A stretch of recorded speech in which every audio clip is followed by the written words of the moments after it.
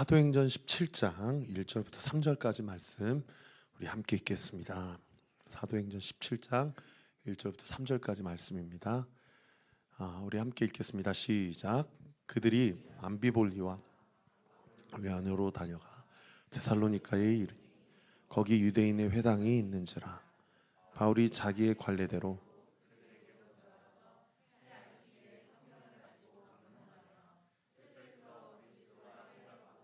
죽은 자 가운데서 다시 살아나야 할 것을 증언하고 이르되 내가 너희에게 전하는 이 예수가 곧 그리스도라 하니.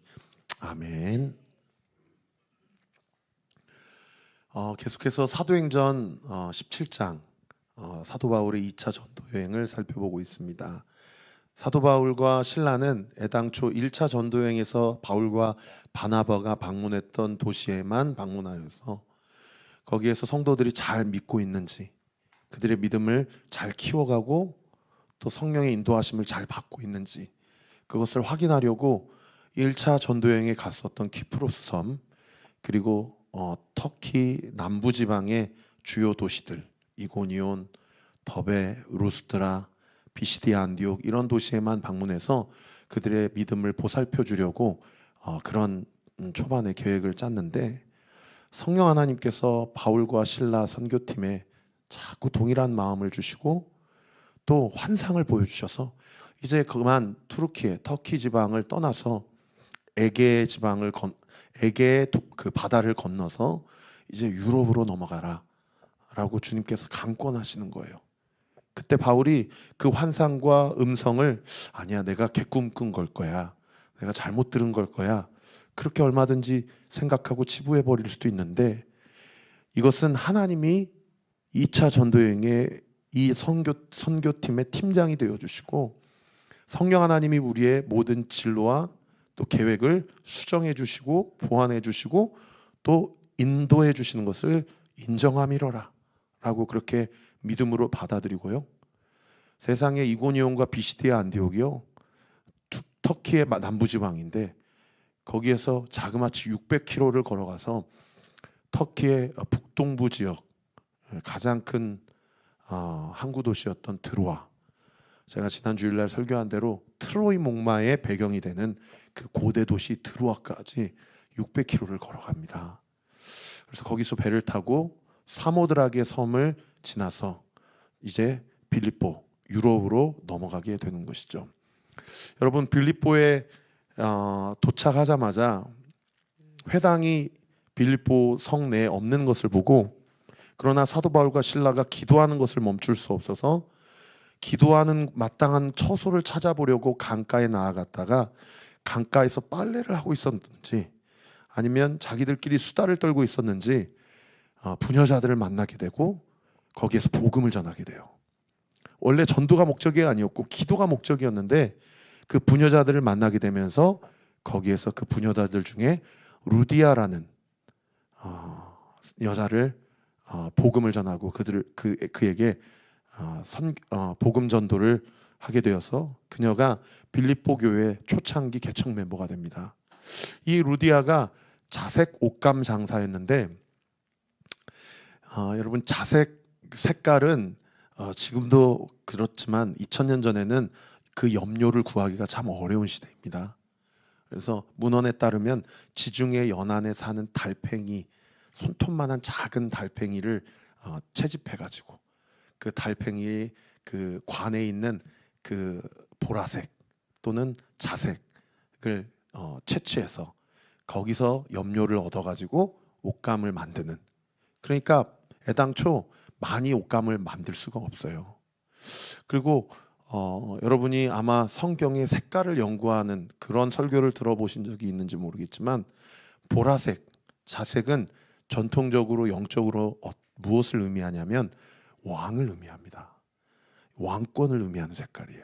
그러니까 이 자색 옷감 장사였다는 것은 요즘 말로 하면 명품 사장이었다는 겁니다. 귀족들, 왕족들만 입는 옷을 취급하는 그런 의류 사업가였다는 거예요. 그러니까 그 루디아라는 여인이 사는 집이 얼마나 대저택이었겠어요. 그러니까 그 대저택이요, 빌립보 교회가 된 거예요. 그리고 루디아만 개척 멤버가 된 게 아니고 또 기도하러 가다가 누구를 만납니까? 예, 귀신 들려서 점쳐줌으로 자기 주인에게 그 생계를 유지하게 하는 그런 그 여인을 만나는데 그 여인을 고쳐줘가지고 그래서 그 일로 말미암아 사도 바울과 실라가 감옥에 갇히게 되죠. 그 귀신 들린 여종의 주인이 사도 바울과 실라를 고발해서 빌립보 감옥에 갇히게 되고 또 기도하다가 그곳에서 누구를 만나요? 빌립보 감옥의 공직자 간수장을 만나게 되죠. 그래서 하나님이 지진을 일으키시고 뭐 지진을 일으키는 것은 뭐 오늘날에도 얼마든지 일어날 수 있는 자연재해이기 때문에 그러려니 하는데 세상에 지진만 일어난 게 아니라 착고가 풀리고요. 족쇄가 풀리고 또 옥문이 열리는 거예요. 이건 너무 명백하게 하나님의 개입을 이야기하는 초자연적 기적이죠. 그래서 빌립보 교회의 초창기 개척 멤버가 루디아가 되고 귀신 들린 여종이 되고 또 간수장과 그의 가족들이 빌립보 교회 초창기 멤버가 된 거죠. 그래서 지난주일 설교 말씀 제가 서머리하고 있는데요. 제가 지난주일 말씀을 통해서 여러분과 함께 나눴던 첫 번째 영적 교훈이 무엇이었습니까? 따라합시다. 우리가 기도할 때 하나님께서 역사하신다. 우리가 부르짖을 때 생명이 흘러간다. 할렐루야. 여러분 이 영적 원리와 진리를 2000년이 지난 2024년을 살아가는 우리에게 동일하게 적용되고 일어남을 믿으십니까? 다시 한번 띄워주세요. 따라합시다. 내가 기도하면 다시 한번요. 내가 기도하면 하나님은 일하신다. 내가 부르짖을 때 생명이 살아난다. 할렐루야. 여러분 목요 찬양 집회 시간은 사망 권세, 어둠의 권세가 떠나가고요. 생명의 역사와 능력의 성령의 그 역사가 여러분 우리의 삶 가운데, 우리의 가정 가운데, 이 교회 위에, 또 이 수도권 동북부 이 지역 위에, 이 나라와 이 민족 위에, 모든 열방 위에 다시 한번 소생케 되어지는 시간임을 믿으시기를 우리 구주 예수 그리스도의 이름으로 축원합니다. 그런가 하면 두 번째로 지난주 설교에 우리가 함께 나눴던 두 번째 인사이트는 무엇이었어요? 복음의 역사, 전도 사역의 역사가 일어나는 곳에는 이 세상의 가치와 복음의 속성이 충돌할 수밖에 없다는 거예요. 충돌할 수밖에 없다는 거예요. 그러니까 우리가 신앙생활을 하면서 내 안에 인생의 가치 충돌의 갈등을 경험한 적이 있다고 한다면 아마 우리 온리교회 성도님들은 요즘 그런 걸 많이 느낄 거예요. 저는 기도하면서 그걸 느껴요. 우리 성도들에게 하나님이 엄청난 은혜를 지금 부어주고 계세요. 이게 개척교회 멤버들의 이게 영적 특권이에요. 할렐루야. 여러분 이건 정말 사실입니다. 왜요? 이게 죄송합니다. 일반 전통교회 또는 큰 대형교회 다니는 성도님들을 디스하려고 제가 드리는 말씀이 아니고요. 그동안 해왔던 신앙에 그 고착화되어 있는 것으로 신앙생활하는 성도들이 누릴 수 없는 특권은요. 개척교회 성도들에게 있어요. 가치 충돌이 일어나요. 그러면서 갈등이 일어나요. 그런데 그게 은혜예요. 할렐루야. 그래서 우리 안에 세상의 가치와 복음의 속성이 충돌할 때예요. 그거는 갈등의 순간이 아니고요. 그건 하나님이 나의 인생을 만져주시는 놀라운 축복의 시간이에요. 할렐루야. 저는 우리 온리교회 성도들이 그러한 은혜가 있게 되기를 예수님의 이름으로 축원합니다. 그래서 이상하게 그냥 찬양만 하면 눈물이 나요. 그리고 이상하게 기도하면 자꾸 내 죄가 보여요. 그리고 이상하게 뭔가 감동이 돼요. 내가 어떻게 하면 하나님을 기쁘시게 할 수 있을까? 어떻게 하면 하나님이 내 마음을 알아주실까? 내가 어떻게 하면 더 헌신하고 섬기고 나도 내 코가 석자지만 그냥 내 인성만 바라보고 살아가는 협착한 신앙생활, 초등학문의 신앙생활을 뛰어넘어서서 내가 이런 상황 형편 가운데서도 어떻게 하나님 나라를 위해서 내 삶을 그분께 드릴 수 있을까? 이렇게 말도 안 되는 생각들이 그런 사람의 성도의 한 사람의 삶 가운데 그런 생각들이 불쑥불쑥 올라온다는 거예요. 그러면서 마음이 뜨거워지고요. 그러니까 사도행전에 보세요. 빌립보를 가든 오늘 본문의 데살로니가를 가든 그 이전에 이고니온과 루스드로와 더베를 가든 막 돌을 던지고 삿대질을 하고 해코지를 했는데도 다음 도시에 가서도 똑같이 복음을 전하잖아요. 할렐루야. 저는 오늘도 조금 이따 기도할 때 우리 예린이, 예람이, 우리 요한이, 우리 아인이, 하임이, 우리 아이들 다 기도할 거예요. 여러분, 이 자리에 우리 다음 세대들이 꽉 차도록 우리 함께 기도해요. 할렐루야. 그래서 우리 아이들 가운데 세상의 가치관과 복음의 속성이 충돌할 때 그것이 목사님이 그때 말씀하신 이런 것이구나. 우리 유이 안에도 그런 마음이 일어나고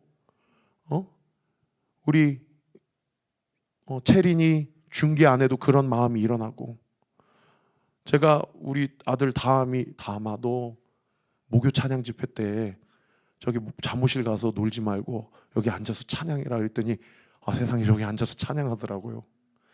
여러분, 제가 마음이 얼마나 뜨거워졌는지 아세요?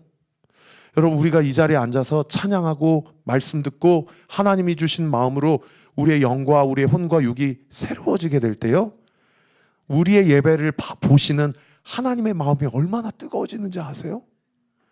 여러분, 그런 놀라운 은혜가 우리 온리교회 성도들 한 분 한 분의 삶 가운데 구체적으로 일어나기를 우리 구주 예수 그리스도 이름으로 축원합니다. 여러분, 오늘 본문 사도행전 17장에는요 이 빌립보 성을 지나서 데살로니가에 이르렀다라고 그렇게 성경이 기록하고 있어요. 우리 1절 말씀 같이 한번 읽어보겠습니다. 시작. 그들이 암비볼리와 아볼리아니오로 다녀가 데살로니가에 이르니 거기에 유대인의 회당이 있는지라.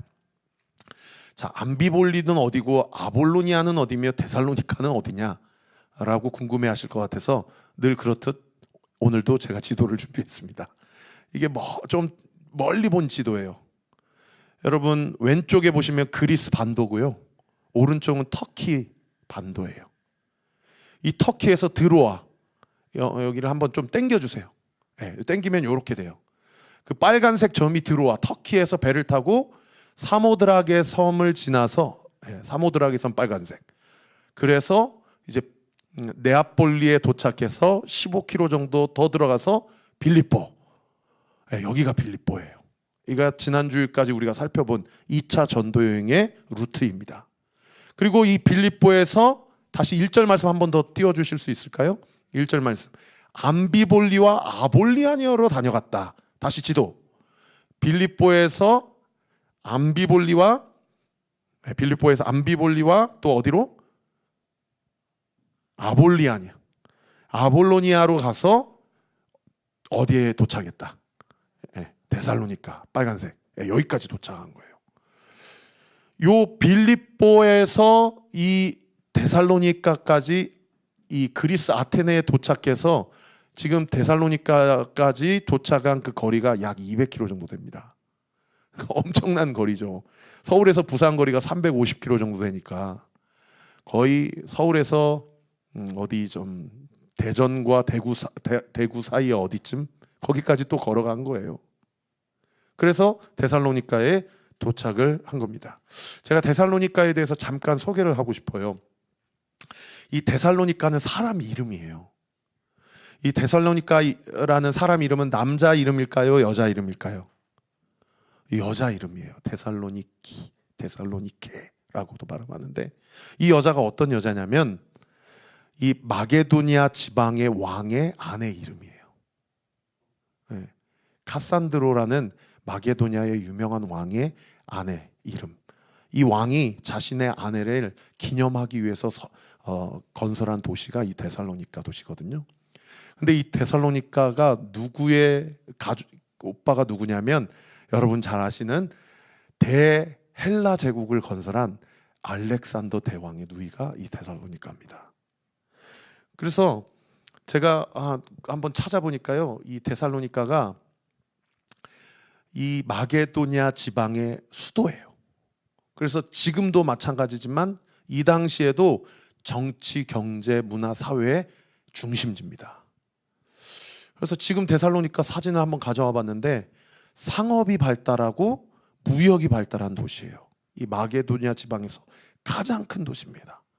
다음 사진 한번 보여주시고, 지금 이런 사진이 지금 현재 데살로니가, 지금도 그리스라는 나라에서 아테네 다음으로 가장 큰 도시가 이 데살로니가입니다.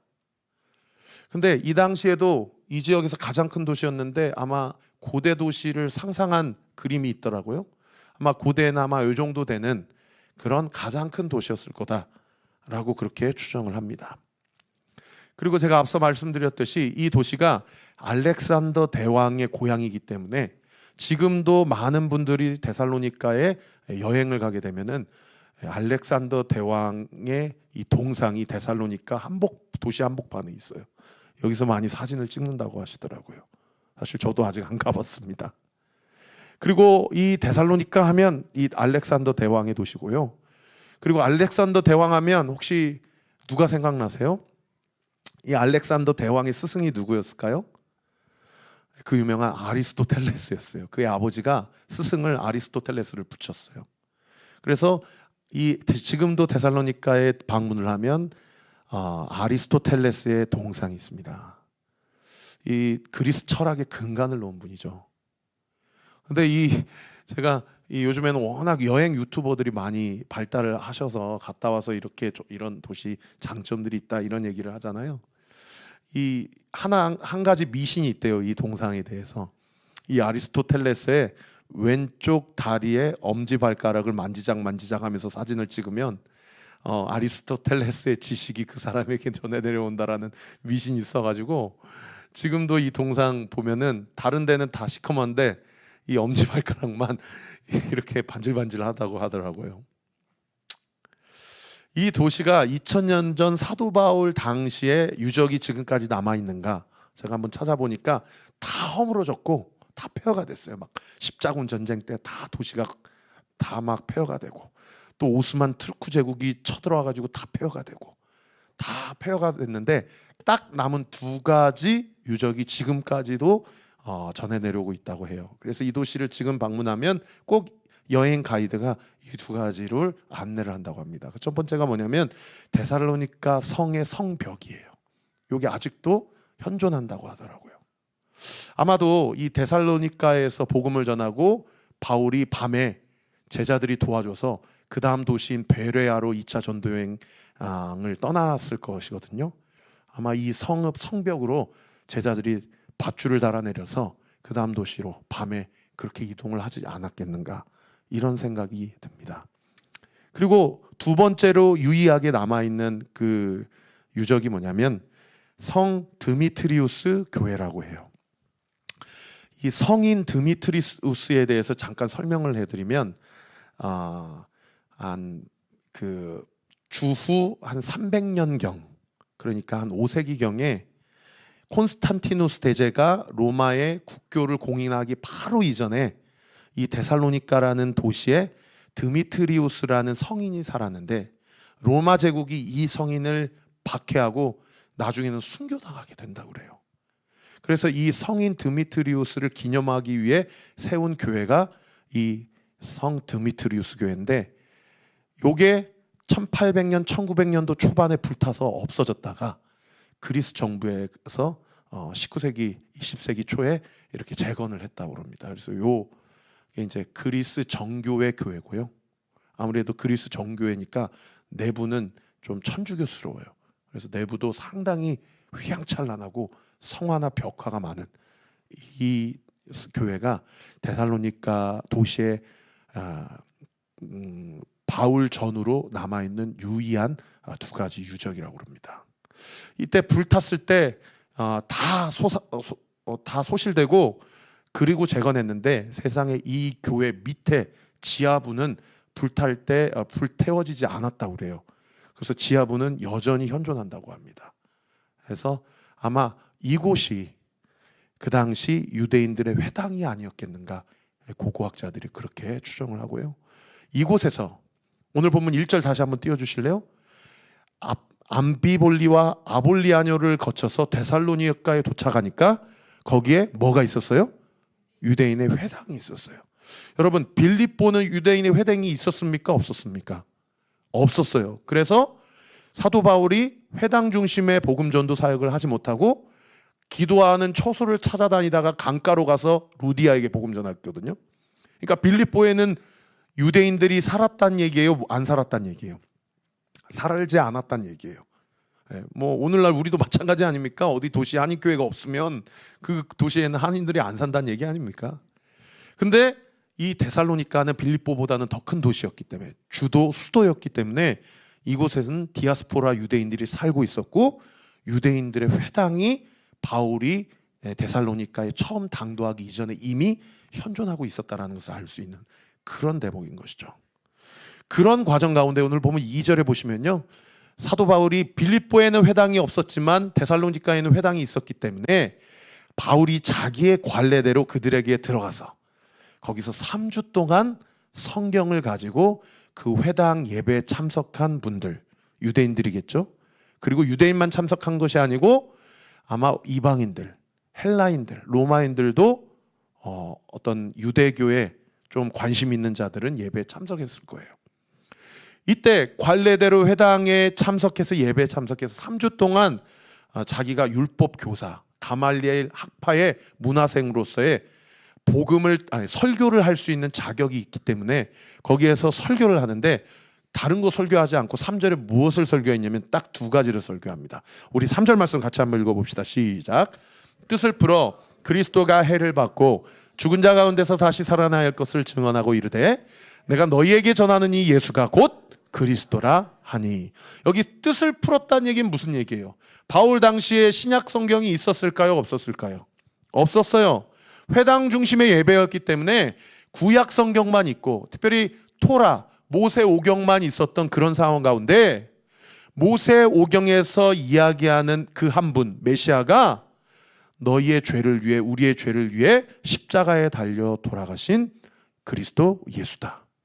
그리고 그분이 죽음의 권세, 사망의 권세에 굴복당하신 것이 아니고 약속대로 오셨고 약속대로 죽으셨고, 할렐루야, 약속대로 부활하셨고, 할렐루야, 약속대로 하나님의 보좌 우편에 올라가셨다. 그리고 따라합시다. 약속대로 다시 오실 것입니다.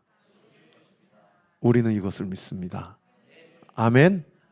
이것을 구약 성경 토라만 가지고 종교 생활하고 있는 유대인과 로마인들, 헬라인들에게 풀어준 거예요.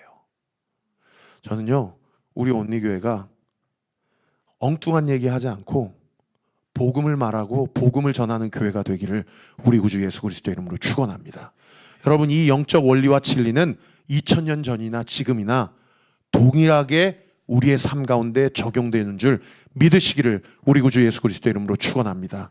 따라합시다. 예수님은 내 죄를 위하여 십자가에서 죽으셨고 약속대로 3일 만에 부활하셨고 40일 동안 제자들과 함께 계시다가 하나님 보좌 우편으로 승천하셨고 반드시 다시 오실 것입니다. 할렐루야. 이런 복음을 담대하게 선포한 거예요. 그러니까 그 유대인 회당에서 유대교 중심으로 예배드리는 그 유대인들과 또 로마인들과 헬라인들, 그 청자들, 회중들 안에서 어떠한 역사가 일어나냐면요, 그 다음 9절 4절 말씀 보세요. 그 중에 어떤 사람 곧 경건한 헬라인의 큰 무리와 적지 않은 귀부인도 권한을 받고 바울과 실라를 따랐다라고 이야기를 하고 있어요. 여러분, 지금 복음이 선포되고 있는데 누가 반응한 것을 알 수가 있습니까? 경건한 헬라인들, 그리고 적지 않은 귀부인들. 마게도냐 지방의 수도이기 때문에 고위 관료의 와이프들, 아내들도 세상에 그런 복음에 궁금해서 회당에 예배드리러 참석했다가 예수 그리스도의 십자가의 복음과 부활의 복음을 들은 거예요. 그리고 거기에서 영적인 성령의 역사와 회심이 일어난 거죠. 여러분, 우리 교회도 이런 역사가 일어나기를 예수님의 이름으로 축원합니다.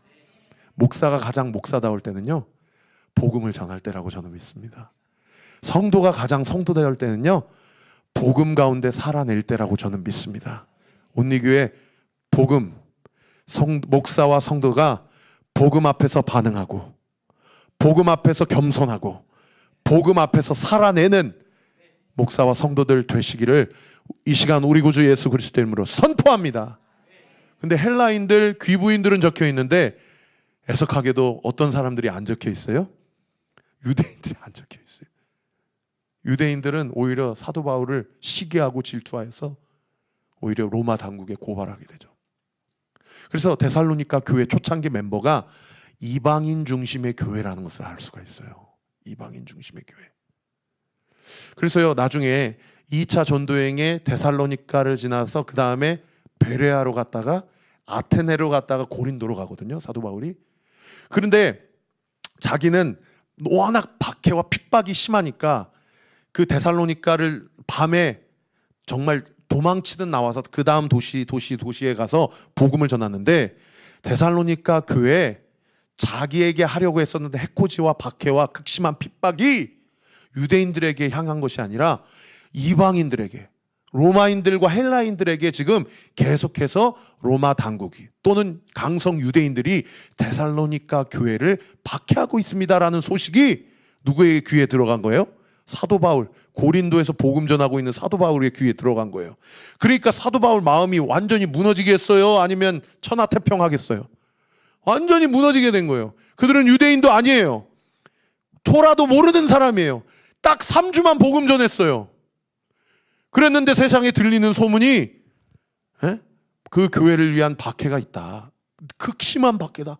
이런 얘기가 들리니까 바울이 고린도에서요, 서둘러 편지를 써요. 데살로니가 교인들에게. 그 편지가 뭐예요? 데살로니가 전후서예요. 고린도에서 2차 전도여행 때 데살로니가 성도들을 3주 복음 전하고 회심한 성도들을 향해서 너희 박해에 무릎 꿇으면 안 된다. 무릎 꿇으면 안 된다. 이런 얘기를 해요. 그때 데살로니가 성도들에게 향해서 디모데, 자기의 영적 아들인 디모데를 보내서 그들이 복음 앞에 또는 박해 앞에, 복음 가지고 박해 앞에 그 믿음이 굴복당했는지를 한번 조사해 와라 라고 했더니, 세상에 디모데가 갔다 와서 조사해서 고린도에서 보고를 하는데, 디모데가 목사님, 선생님, 데살로니가 성도들이 3주밖에 복음을 못 들었지만 그들이 박해 앞에 무릎 꿇지 않고 복음에 신실하게 잘 지키고 있더이다. 이런 소식을 디모데가 바울에게 해준 거예요. 그러니까 얼마나 기쁘겠어요. 그러면서 또 두 번째 쓴 편지가 데살로니가 후서예요. 그래서 데살로니가 전후서에는요, 데살로니가 교인들을 향한 사도 바울의 칭찬과 격려와 감동이요, 이곳저곳에 기록되어 있어요. 데살로니가 교인들을 칭찬할 때 사도 바울이 무엇을 칭찬하냐면 이걸 칭찬해요. 2장 13절 말씀인데 유명한 말씀입니다. 제가 여러분에게 읽어드릴게요. 이러므로 우리가 하나님께 끊임없이 감사함. 여기서 말하는 우리는 바울과 디모데와 실라 선교팀을 얘기해요. 고린도에 있는. 거기에서 데살로니가 교회 성도들을 소식을 듣고 끊임없이 하나님께 감사했는데 뭐를 위해서 감사했냐면, 디모데를 통해서 내가 너희의 소식을 들었는데 너희가 하나님의 말씀을 받을 때에 사람의 말로 받지 아니하고 하나님의 말씀으로 받음이니 진실로 그러하도다. 이 말씀이 또한 너희 믿는 자 가운데서 역사한다 라고 이야기하고 그들의 믿음을 칭찬하고 있다는 거예요. 여러분, 사도 바울의 선포된 3주 동안의 복음을 사도 바울 인간이 전한 말로 받아들였다면 그들이 미쳤다고 복음 앞에 박해를 당할지언정 나는 믿음을 저버리지 않겠습니까? 이런 태도를 취했겠습니까? 그들이 말씀을 받을 때 어떻게 받았대요? 사람의 말로 받지 아니하고 하나님의 말씀으로 받았다는 거예요. 할렐루야. 저는 우리 온리교회 성도들, 또 목요 찬양 집회 참석하시는 모든 예배자분들이 최영천 목사의 말을 사람의 말로 받지 말고 하나님의 음성으로 받는 은혜가 있게 되기를 예수님의 이름으로 축원합니다. 할렐루야. 여러분, 오늘도 선포되어지는 말씀이요, 인간이 하는 얘기가 아니고 하나님이 저의 입술을 통해서 여러분의 영혼 가운데 복음의 씨앗을 뿌려주고 있는 시간이에요. 믿으시면 아멘. 그리고 이 영적인 무브먼트가 우리 교회 안에 건강하게 지속되게 될 때에요, 우리 교회를 통해서 영혼이 살아나는 역사가 반드시 있을 것입니다.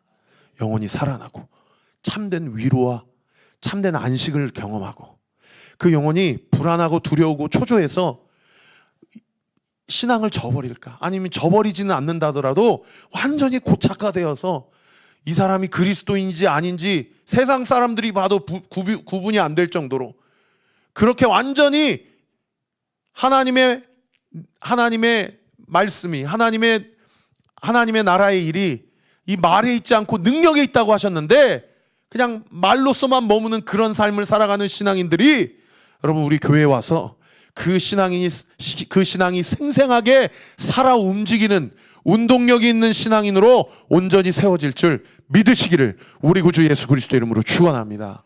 그래서 예배 드릴 때 늘 기도하세요.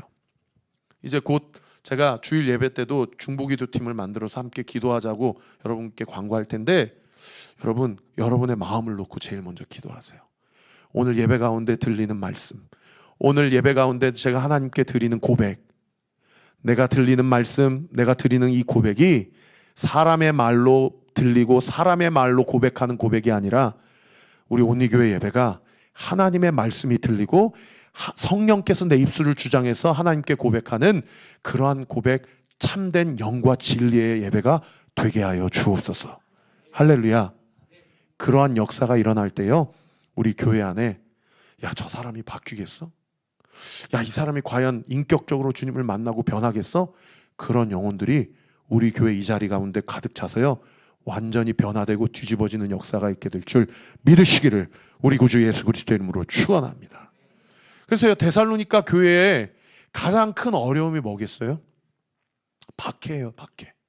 너 로마 시민권 포기할래? 아니면 네가 지금 바울 선생에게 전달받은 이 복음 포기할래? 둘 중에 하나 정해. 데살로니가 성도들이 자신의 신분이 발각되면 둘 중에 하나 선택하라고 하면서 정말 칼과 창으로 겁박하고 협박하는 거예요. 그러니까 데살로니가 교회에게 닥친 가장 큰 어려움이 뭐냐면 박해예요, 박해. 오늘 보면 7절에도 보세요. 유대인들이 이렇게 고발하는 거예요. 야손이 그를 맞아들였도다. 이 야손이 데살로니가 교회의 개척 멤버예요.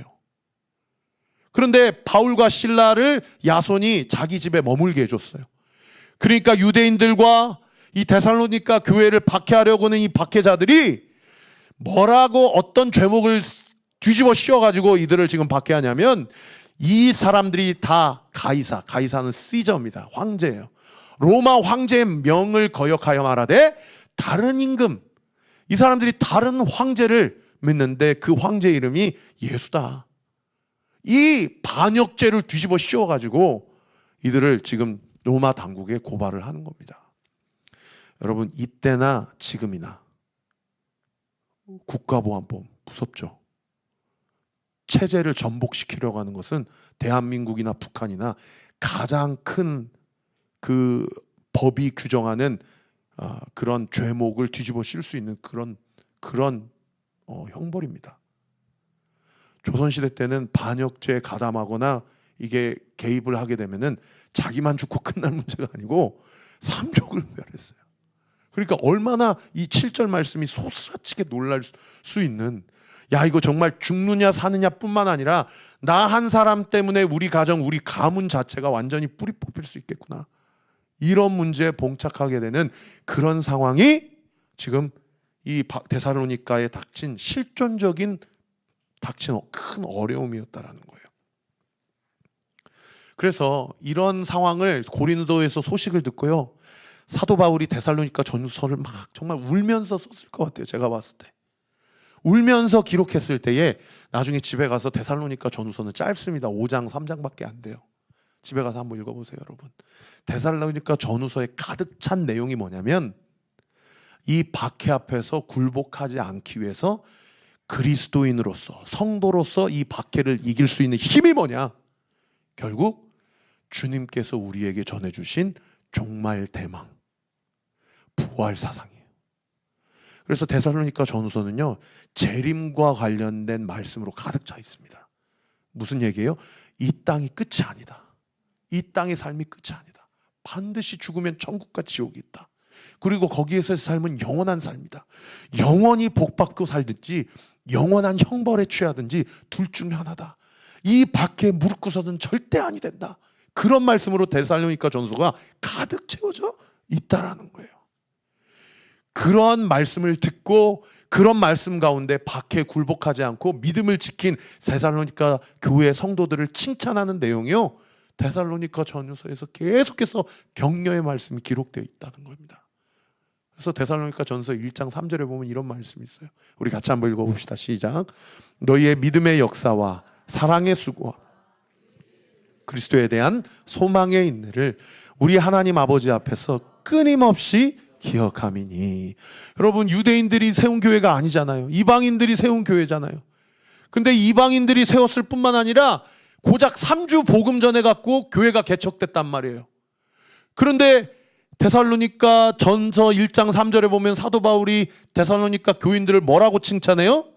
너희의 믿음의 역사와 사랑의 수고와 소망의 인내를 가지고 박해 가운데 무릎 꿇지 않고 신실하게 믿음을 지킨 너희를 나뿐만 아니라 우리 하나님이 기억하신다. 여러분, 유기성 목사님은 이 본문을 주의하실 때 선한 목자교회가 하나님 앞에 칭찬받을 수 있는 멘트가 있다면 우리 교회도 이 멘트로 칭찬받았으면 소원이 없겠다고 그렇게 주의하시더라고요. 너희의 믿음의 수고와. 여러분의 교회 안에서 믿음의 수고를 하고 있습니까? 그리고 뭐라고 돼 있어요? 그 다음 구절 보시면 사랑의 수고, 믿음의 역사와 사랑의 수고와 그리고 소망의 인내를 가지고, 소망의 인내를 가지고. 우리 성도님들이 우리 온누리교회에서 함께 교회를 세워가고 이 지역을 품고 기도하고 나라를 품고 기도할 때 우리 안에 믿음의 역사가 일어나고, 할렐루야. 그리고 사랑의 수고가 있어야 돼요. 다 그냥 섬김만 받으려고 그러면 어떻게 하나님이 역사하시겠어요? 섬기고 수고고 땀을 흘려야 되고, 그리고 일단은 고난 가운데 어떻게 해야 돼요? 네, 참아야 됩니다. 요즘 현대화되면서 성도들의 이 영적 근육이 약해진 특징이 뭐냐면 조금만 힘들면 그냥 직면하고자 하는 근육이 없어가지고 불평, 원망, 낙심 막 이런 것들이 습관적으로 나와요. 그래서 어떤 성도님들 그렇게 얘기해요. 목사님, 낙심도 습관이에요. 이런 말씀도 하시더라고요. 소망의 인내를 가지고 칭찬받는 교회가 이 데살로니가 교회였고요. 이 소문이 어디까지 났냐면 1장 8절에 보면 이렇게 기록되어 있어요. 주의 말씀이 너희에게로부터 마게도니아 전체, 아까 암비볼리 그리고 뭐 아볼로니아 이런 모든 지역뿐만 아니라 아가야 지방은 아테네와 고린도가 있는 지방입니다. 이 지방에 다 소문이 난 거예요. 하나님을 사랑하는 너의 믿음의 소문이 각처에 퍼졌으므로 우리는 아무 말도 할 것이 없노라. 야, 이거보다도 극찬이 있습니까? 요한계시록 2장과 3장에 보면은 7교회에 대한 예수님의 평가가 있잖아요. 고린도 교회는 하도 사도 바울의 속을 새겨갖고 1장부터 16장까지 사도 바울이 할 말이 많아요. 문제가 많아가지고 자기들끼리 다투고 서초동 법원까지 가가지고 막 성도들이 싸우고 교회 안에서 음란의 문제가 터지고 우상의 문제가 터지고 사도 바울이 저 사람 목사 맞냐, 신학교 나온 거 맞냐 그러고 막 지도자들한테 막 대들고 이런 문제가 터지는데, 세상의 데살로니가 교회는 나는 더 이상 바랄 게 없다. 아무 말도 할 것이 없다. 우리 온누리교회가 우리 주님이 우리 교회를 보고 우리 성도들을 보고 나는 더 이상 말할 게 없다. 여러분, 우리 꿈을 꾸자고요. 할렐루야. 나를 보고 우리 성도들을 보고 우리 교회를 보고 나는 너를 보며 너희 교회를 보며 더 이상 아무것도 말할 게 없다. 고맙다. 고맙다 최 목사야. 고맙다 아무개 성도야. 우리 교회가 그런 교회가 되기를 우리 구주 예수 그리스도 이름으로 축원합니다.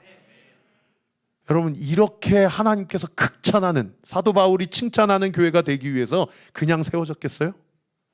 오늘 본문 5절과 6절에 보세요. 이 유대인들이 시기하고요, 어떤 불량한 사람을 데리고 와가지고 교회에 때를 지어가지고 찾아온 거예요. 그리고 교회만 해집어놓은 게 아니라 성 전체를 소동하게 해가지고 이런 이단 집단, 반역 집단이 우리 도시 안에 세워져가지고 이거 지금 큰일 났습니다 하면서 막 그 시민들을 충동질하는 거예요. 여기 불량한 사람을 현대인 성경에는 더 노골적으로 번역했는데 깡패들이라고 번역했어요. 예, 여러분, 우리 교회 이 돈 주면 오는 깡패들이 만약에 우리 교회에 침입했다고 한번 생각해 보세요. 여러분 마음이 어떻겠어요? 어떻게든 내가 이 교회를 지켜야 되겠다 이런 마음이 생겨요? 아니면 아이고 여기는 아니겠네, 저 옆에 있는 교회나 편하게 신앙생활 해야지, 그러고 가려고 그래요? 어때요? 그리고 교회만 헤집어 놓은 게 아니고 그 다음 구절 보세요. 야손의 집에 침입했다는 거예요. 이 깡패들이 어떤 정보를 접한 거예요? 아, 이 교회를 개척한 이 지도자들이 야손이라는 중직자 집에서 지금 묵고 있구나, 이 정보를 캐치한 거예요. 그래가지고 그 집에 침입을 한 거예요. 그리고 백성에 끌어내려고 찾았는데 야손의 집에 찾아가 보니까 6절에 뭐라고 기록되어 있어요? 발견을 못하고 누구만 끌고 왔어요? 야손과 그 초대교회 몇몇 성도들만 끌고 와가지고 로마 당국에 고발을 해가지고 지금 완전히 야손과 그 데살로니가 성도들이 이렇게 극심한 박해와 핍박에 지금 직면을 한 겁니다. 이런 일들이 있으니까 데살로니가 교회가 이렇게 극찬을 받은 게 아닌가 그런 생각이 들어요. 여러분 근데 한번 제가 질문해 볼게요. 바울과 신라가 없어요. 근데 대신에 그래서 이 깡패들이 너무 열받아가지고 야손하고 이 형제들을 데리고 로마 당국에 반역죄로 고발을 해서 감옥에 가둬버렸어요. 그러면 야손과 이 형제들이 바울과 신라가 데살로니가 도시 안에 지금 버젓이 있는데 지금 야손과 형제들이 바울과 신라가 잠깐 어디 갔다는 것을 부르는 겁니까? 안 부른 겁니까? 안 부른 거죠. 만약에 불었으면 야손과 이 형제들이 감옥에 갇혔겠어요? 안 부니까 감옥에 자기들이 대신 갇힌 거예요. 무슨 얘기예요? 야손과 이 형제들이 끝까지 자기 지도자인 바울과 신라 목사님을 지켜준 거예요. 저는 여기서 뭘 느끼냐면 전우회를 느낍니다. 저는 정말 전우회를 느껴요. 저도 이번에 사실은 장례가 터져서 고향에 가지 못했는데요. 사실은 매주 보는 성도님들이 더 제 가족 같지 1년에 한두 번 보는 저의 친척들, 아무리 교회 다니라고 이야기를 해도 그냥 한 귀로 듣고 한 귀로 흘리는 친척들 보면 아, 이 사람들이 내 혈육인가 이런 생각이 들거든요. 우리 언니교회가 그냥 주일날 또는 목요일날 교회만 왔다 갔다 하는 그런 공동체가 아니라 우리 교회 성도들이 정말 영적 가족이 되었으면 좋겠어요.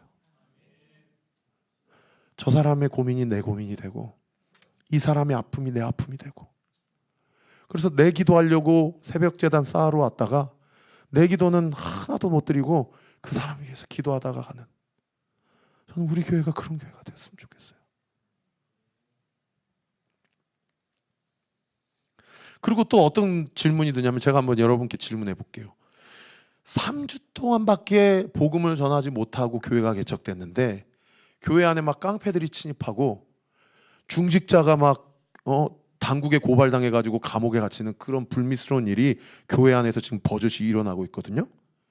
근데 교회는 다른 교회가 칭찬받지 못한 극찬을 바울과 하나님께로부터 듣는 교회가 되었어요. 믿음의 역사와 사랑의 수고와 소망의 인내를 가지고 나는 더 이상 할 말이 없다 너희들을 보면, 그런 극찬을 받는 교회가 되었어요. 제가 한번 질문해 볼게요. 여러분 3주 만에 교회에 불미스러운 일이 발생했는데 어떻게 교회가 더 건강해질 수 있었을까요? 무엇이 이 교회를 더 영적으로 하나 되게 하고 연합하게 하고 단합하게 하고 성령 안에서 더 영적으로 민감하게 날이 서게 했을까요?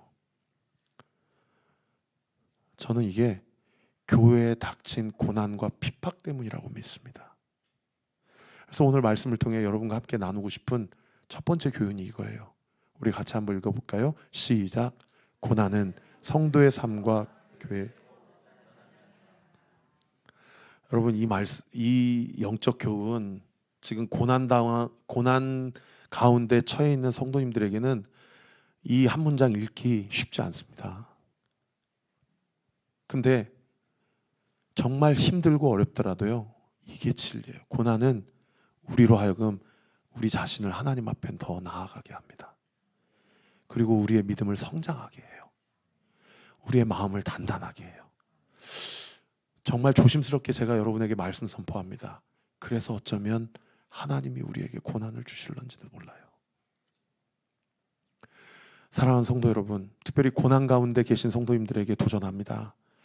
고난에 집중하지 말고 그 고난 가운데서 우리와 함께 고난당하시는 우리 주님을 바라보시는 은혜가 있게 되기를 예수님의 이름으로 축원합니다. 저는 분명히 믿어요. 우리 주님이 우리의 믿음을 단단하게 하시려고 고난을 주셨다면 우리 주님이 우리와 함께 고난을 함께 담당하고 계시다고 믿어요. 제가 그래서 쓴 곡이 하루의 은혜예요. 하루의 은혜라는 찬양. 아, 나만 당하고 있는 고난이 아니구나. 주님이 나와 함께 이 고난을 함께 짊어가고 계시는구나. 그래서요, 여러분 같이 한번 따라해 주세요. 고난보다 은혜가 더 크다. 할렐루야. 여러분, 오늘 이 말씀을 여러분의 마음에 새기시길 바랍니다. 반드시 그 고난 뒤에 하나님께서 우리의 믿음을 더 깊이 있게 하시고 욥의 삶을 그렇게 인도해 주셨던 것처럼 우리 온리교회 성도들의 삶 가운데도 고난 가운데 고난이 지나고 날 때에 그 고난이 왜 해석이 왜 주셨는지에 대한 해석은 나중에 천국 가서 물어봐야 돼요.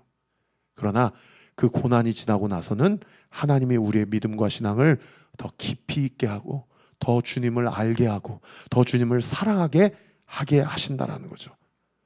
그래서요, 데살로니가전서 4장 9절에 이런 말씀이 있어요. 우리 같이 한번 읽어봅시다. 시작. 형제 사랑에 관하여 너희에게 쓸 것이 없음. 너희들 자신이 하나님의 가르침을 받아 서로 사랑함이라. 와, 성도들이 너무 박해와 핍박이 극심해가지고 교회 안에서 서로 사랑하는데 사도 바울이 뭐라고 이야기할 정도로 사랑했냐면, 형제들 사랑하는 것은 더 이상 내가 할 말이 없다. 너희가 하나님의 가르침을 받아 서로 사랑하고 있음을 내가 알고 있기 때문이다. 그냥 우리 온리교회가 이런 교회가 됐으면 좋겠어. 우리 주님이 우리 교회를 보고 성도들이 서로 사랑하는데 서로 판단하고 정죄하고 비난하고 신란하는 교회가 아니라 서로 사랑하기를 너무 뜨겁게 사랑했어. 세상에 고린도전서 13장에는 뭐라고 고린도 교회 성도들에게 얘기했어요? 니네가 아무리 그렇게 방언 잘하고 예언 잘하고 네가 아무리 치유와 은사가 있고 아무리 돈 많은 사람들이 헌신하고 후원하고 헌금 많이 해도 너희 안에 사랑이 없으면 허공에 울리는 꽹과리와 같다. 할렐루야. 여러분, 사랑으로 소문난 교회, 우리 온리교회가 되기를. 사랑으로 소문난 목사, 우리 목사님 되고, 사랑으로 소문난 이번 돌아오는 주일에 우리 임직시 하잖아요. 사랑으로 소문난 우리 직분자들 되고, 우리 성도들 되고, 사랑으로 소문난 우리 자녀들 다음 세대 되기를 우리 구주 예수 그리스도의 이름으로 축원합니다. 그래서요, 고난 가운데 성도들이 서로 사랑하게 되니까 어떻게 돼요? 사랑이 충만하니까 데살로니가 전후서에서 가장 유명한 말씀이 5장에 기록되어 있습니다. 이 말씀 읽고 말씀을 마치겠습니다. 우리 5장 말씀 같이 읽읍시다. 시작. 항상 기뻐하라. 쉬지 말고 기도하라. 범사에 감사하라. 이것이 그리스도 예수 안에 너희를 향하신 하나님의 뜻이니라. 할렐루야. 할렐루야. 여러분, 어떻게 항상 기뻐합니까? 이유 없이 항상 희희낙낙거리고 있는 사람을 뭐라고 하냐면 세 글자로 미친놈이라고 그래요. 여러분, 항상 기뻐할 수 있고 쉬지 말고 기도할 수 있고 범사에 감사할 수 있는 게 뭐예요? 이것이 나를 향한 하나님의 뜻임을 믿고 교회 안에 성도들이 서로 사랑하는 게 충만해지니까요, 세상에 종말 신앙을 가지고 부활 신앙 가지고 지금 나에게 주어진 고난을 이겨내는 거예요. 이겨내는 거예요. 마지막 두 번째 교훈, 우리 같이 한번 읽어볼까요? 시작. 내가 당하고 있는 고난이 애매한 고난이 되지 않게 하라. 교회 공동체 안에서 누리는 사랑에 힘입어 항상 기뻐하고 쉬지 말고 기도하고 범사에 감사하라. 이것이 하나님의 뜻입니다. 우리 눈을 감고 가슴에 손을 얹어 보겠습니다. 지금 우리 주님이 여러분의 마음에 계세요. 여러분의 마음 속에 계세요. 할렐루야. 여러분은 우리 각자 자신의 인생이 아니고요, 지금 내 마음 가운데 내주하고 계시는 성령 하나님의 인생임을 믿으시기를 예수님의 이름으로 축원합니다. 저를 따라서 좀 기도해 주세요. 하나님, 항상 기뻐하지 못하고 쉬지 않고 기도하지 못하고 범사에 감사하지 못했던 것 회개합니다. 무엇보다 내 마음 가운데 사랑이 없음을 회개합니다. 내 힘으로 사랑해 보려고 했던 것, 한계가 있고 불가능하다는 사실을 압니다. 그러나 내 마음 가운데 사랑의 본체 되신 예수님이 거하고 계시다는 것을 믿습니다. 사랑의 본체 되신 예수님께서 내 삶 가운데 사랑을 충만하게 부어주셔서 그 사랑에 힘입어 항상 기뻐하겠습니다. 쉬지 않고 기도하겠습니다. 범사에 감사하겠습니다. 이것이 지금 나를 향한 주님의 뜻임을 믿습니다.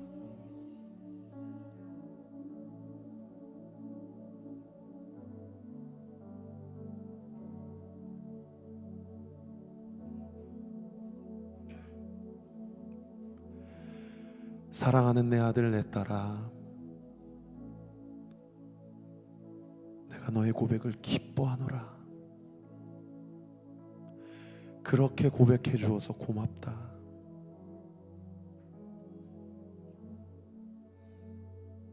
지금 네가 당하는 고난, 내가 너와 함께 짊어지고 있다는 사실을 너는 알고 있느냐? 너는 결코 혼자가 아니다. 내가 너와 함께 하느니라. 내가 너와 함께 하느니라. 내가 너와 함께 하느니라.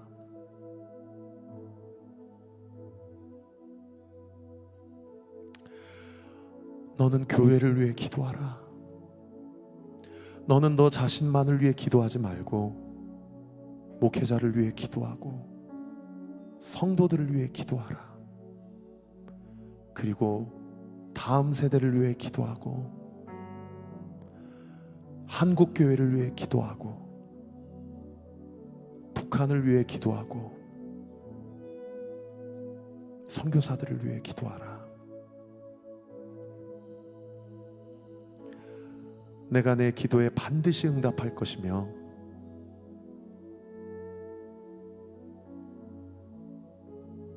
내가 네 간구를 반드시 응하게 하리라.